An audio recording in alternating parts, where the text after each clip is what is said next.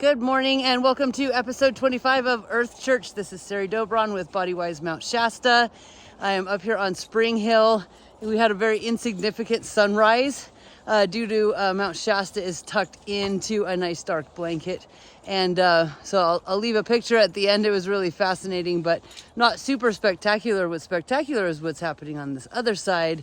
And I wanted to share this with you too, as we're talking about today about gaining perspective. And these ranges over here are some of the places that I've recorded from in the recent past. So this is just part of what this practice is for me. My mountaineering is my releasing practice. So if you go back to episode 23, just two ago, well, I've been sharing with everyone, and those of you in my writing course, this is where we're at too. The power of just accepting that we have the ability to react or respond, and how to determine which of those spaces that you're in. And the next step is to release. And this is perfect timing if you follow astrology right now. That's all we can do. I don't know about you guys, but I have had many moments this week where I just feel under an intense amount of pressure. So I've been doing this releasing practice quite a bit. And I wanted to share it with you. Feel like it's time in our journey together.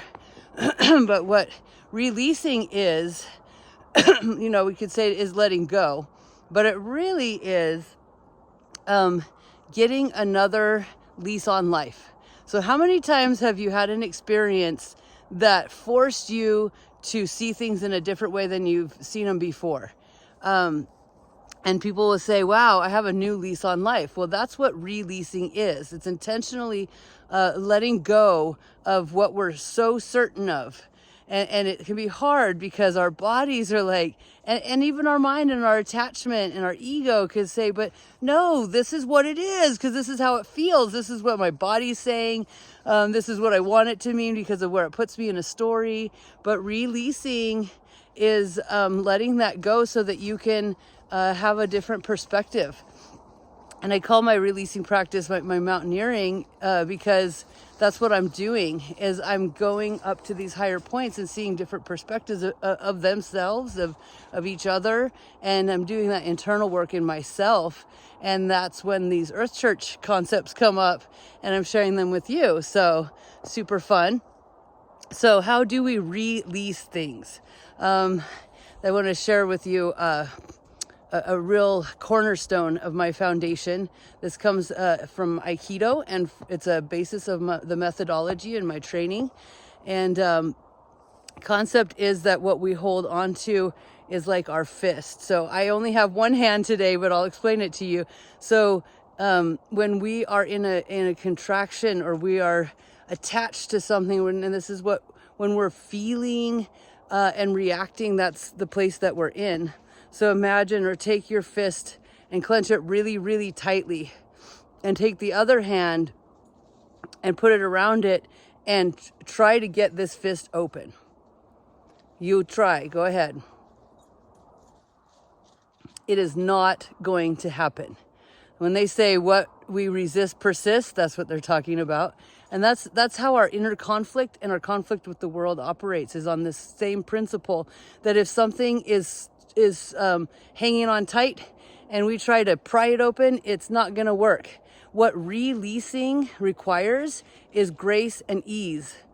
Grace is my teacher, and what grace teaches us is that what we believe, what we're experiencing, what we believe we see, what our judgment is telling us, is very limited. Grace is like the light, and we reach grace by breathing into things, by creating more space. And in that space, we can see that where we are in our place of suffering is because of our attachment to a very limited range of motion, a very limited story, and it's all self-imposed.